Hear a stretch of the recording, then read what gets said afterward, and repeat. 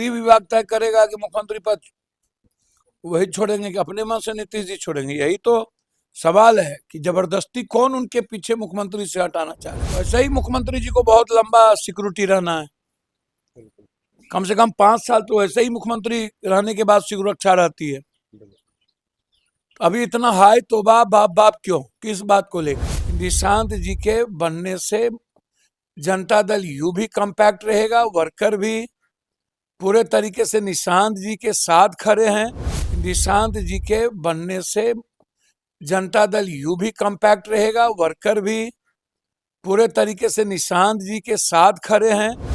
नमस्कार, news for nation देख रहे हैं आप। मैं हूं आपके साथ धीरज सिंह।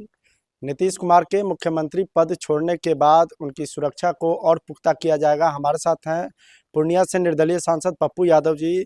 सर, मुख्यमंत्री नीतीश कुमार का ऐसा लग रहा है कि मुख्यमंत्री पद छोड़ना तय माना जा रहा है, क्योंकि गृह विभाग की ओर से आज एक पत्र जारी किया गया है जिसमें मुख्यमंत्री पद छोड़ने के बाद उनकी सुरक्षा बढ़ाने की जिक्र की गई है और उनके मुख्यमंत्री पद छोड़ने की भी बात कही गई है। जब जबरदस्ती ही अब गृह विभाग तय करेगा कि मुख्यमंत्री पद वही छोड़ेंगे कि अपने मन से नीतीश जी छोड़ेंगे। यही तो सवाल है कि जबरदस्ती कौन उनके पीछे मुख्यमंत्री से हटाना चाह रहे हैं। हमको तो बहुत दिख रहा है कि मुख्यमंत्री को जिस तरीके से हटाने का पूरा महकमा लगा हुआ था और जो साजिश रची गई, वो साजिश अब दिख रहा है। वैसे ही मुख्यमंत्री जी को बहुत लंबा सिक्योरिटी रहना है, कम से कम 5 साल तो वैसे ही मुख्यमंत्री रहने के बाद सुरक्षा रहती है। अभी इतना हाई तो बाप क्यों, किस बात को लेकर? क्या उनकी गोपनीयता खत्म करना चाहते हैं क्या, या फिर उसके बाद उनकी एक एक गतिविधि पर ध्यान रखना चाहते हैं? क्या कर रहे हैं, कहाँ जा रहे हैं, किससे मिल रहे हैं, कौन आ रहा है, सबकी खबर लेना चाहते हैं।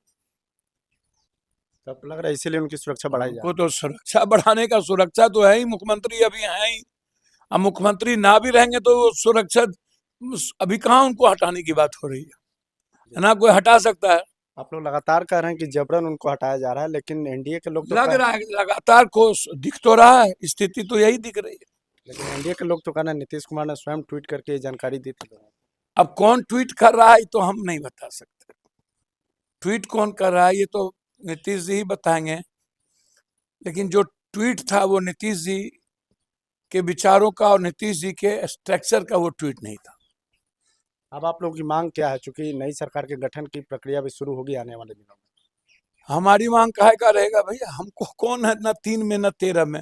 हम इतना ही मांग करेंगे कि जनता नीतीश जी के मैंडेट दिया था, जनता के साथ विश्वासघात नहीं हो। बीजेपी को जनता दल यू का ही मुख्यमंत्री बनाने के लिए ऑफर करना चाहिए।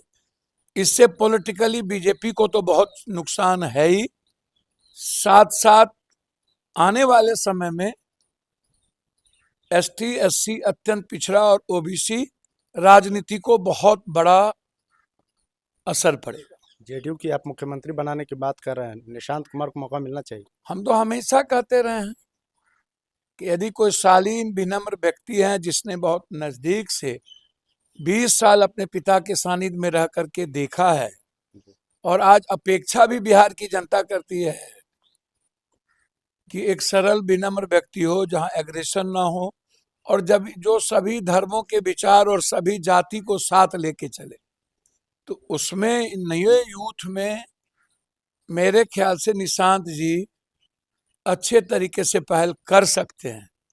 वैसे ये जनता दल यू का अंदरूनी मामला है, व्यक्तिगत मैं कह रहा हूँ कि निशांत जी के बनने से जनता दल यू भी कम्पैक्ट रहेगा, वर्कर भी पूरे तरीके से निशांत जी के साथ खड़े हैं।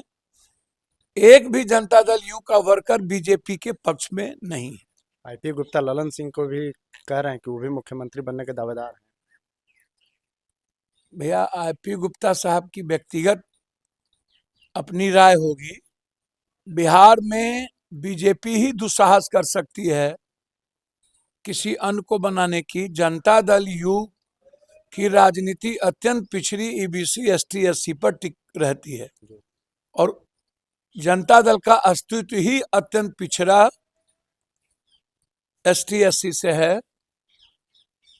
इसीलिए मेरा मानना है जिस विचारधारा की जनता दल है उस अपनी विचारधारा को वो कभी नहीं छोड़े। बहुत बहुत धन्यवाद। पूर्णिया से निर्दलीय सांसद पप्पू यादव जी। दिल्ली से न्यूज़ फॉर नेशन के लिए मैं धीरज सिंह।